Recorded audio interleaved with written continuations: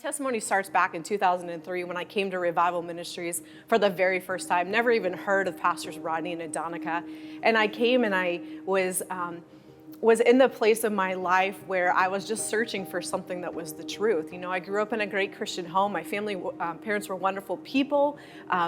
They taught us on tithing. But when I came to Revival Ministries, I learned that there was so much more than to just tithing. But there was a principle of seed time and harvest. So when I arrived in 2003 for Bible school, I was driving this car that was not the best, but it was getting me from one point to another point.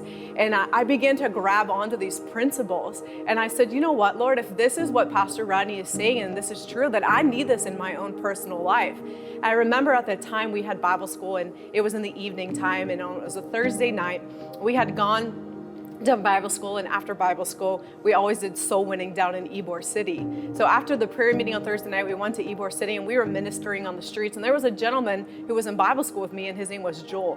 And I said to him, I said, hey, Joel, just out of my spirit, I said, I'm going to get blessed with a new car. And when I do, I just want to let you know that I'm going to sell my car to you. Because at the time, he was just riding a bicycle. So you know what? An older car compared to a bicycle, hey, that's great, you know? So that night I had gone home, and at the time I wasn't married to my husband. We were just friends. We were just dating. And I just said to him, I said, hey, can you come into agreement with me? I really want to put the word to the test and see if this seed time and harvest thing is really true. And he said, yeah, absolutely. So I told him what I was believing for, down to exactly what I wanted, including the interior of the vehicle. And that Saturday, I was babysitting for a wonderful family. And she called me and she said, hey, she said, we're coming home early tonight. She's like, and I just wanted to ask you if you could get the kids dressed and ready and meet us in the garage. We want to go out for ice cream. And I thought, okay, well, that's very strange. That never happens. They usually are out, you know, to quite late at night. And I opened the garage door. And when I did, I didn't think anything of it because they had a few vehicles in their garage. And the husband tossed the keys to me. And he said, I just want you to know, Kristin, he said that God knows you. And he knows every desire of your heart. And I was like, what? I'm like, okay, well, that's kind of random. And I looked, and there, sitting in the garage, was the exact vehicle that I was believing the Lord for. And I'm like, how is this even possible?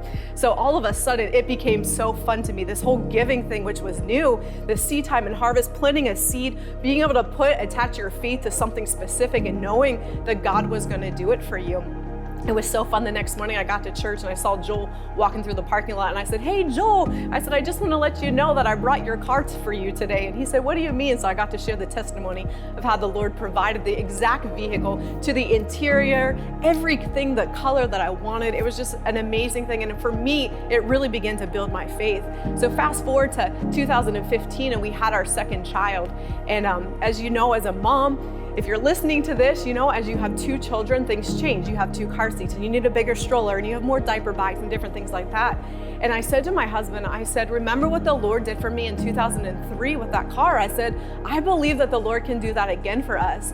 So that was in July of 2015, and we began to attach our faith to every seed that we put in the offering. We began to sow into people's vehicles. We began to pay insurance for people. We began to pay gas and different things. We even went to the car lot and we walked the car lot. We test drove what we were believing for.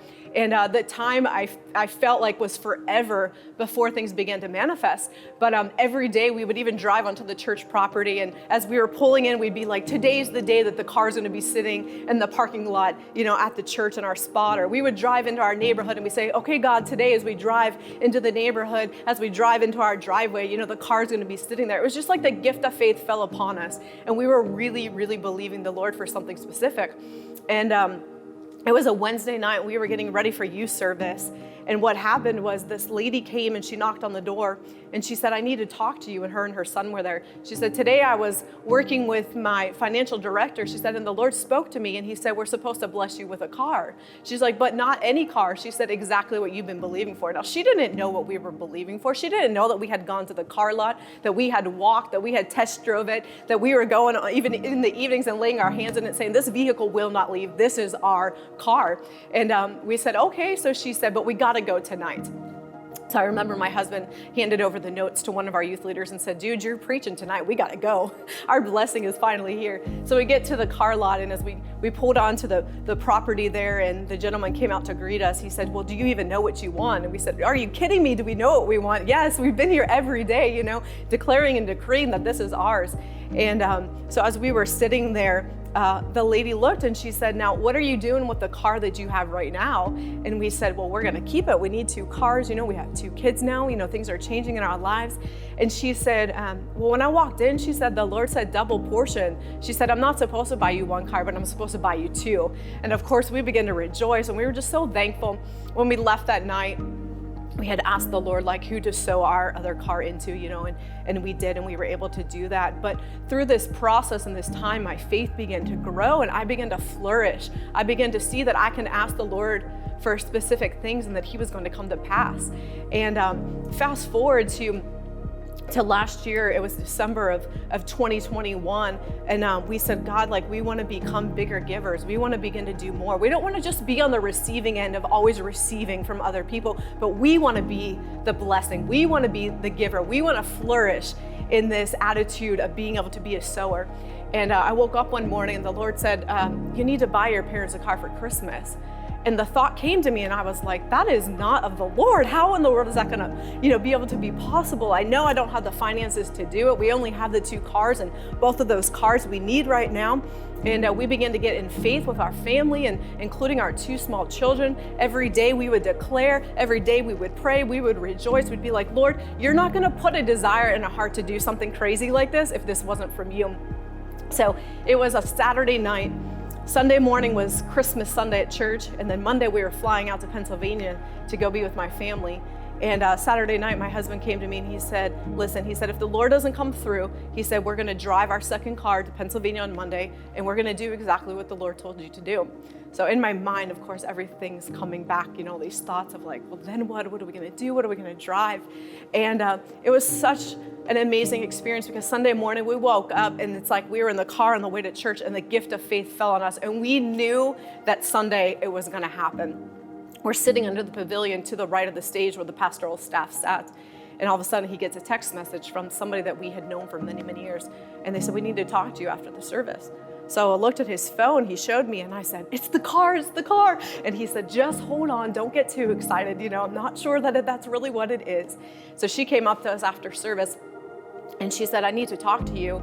She said, we were living in Georgia. We had a summer home up there, and we decided to come home for Christmas. And she said, as we were sitting in service today, and as Dr. Rodney was giving the word of the Lord during offering time, she said, the Lord spoke to me, and he said, I'm supposed to sow my car into you today.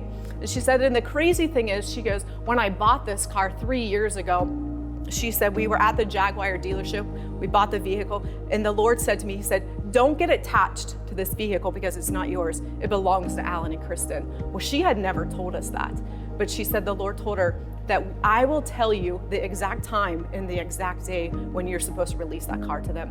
Now, she had no idea that that was the day that we said, Lord, this is it. We're making this step of faith, we're doing it. It was the most wonderful thing that ever happened. We rejoiced, we danced, we were so excited on that field that day. We drove home in that brand new Jaguar that she had given us, and the next morning my husband was able to get up in the morning and drive our car to Pennsylvania to bless my parents with on Christmas morning. But what I've learned through this is I was at that place in my life at the very beginning in 2003 when I needed a vehicle. And then in 2015 that there was a need again. But then all of a sudden in 2021, we began to flourish in what we were learning. And as the word became alive on the inside of us, as seed time and harvest became a revelation to us, we no longer were the ones that needed this stuff, but we were the ones that were being able to be a blessing to other people. And I just want to encourage you today that not to give up on whatever you're believing for. It might look small where you are right now, but as you begin to plant yourself in the house of the Lord, the word declares in Psalms 92:12-15 that you will flourish. So no matter where you are now, if you're a stay-home mom, if you're a single mom, if you're a widow, if you're in ministry, just know that the blessing that is not between you and the ministry, but the covenant is between you and Almighty God.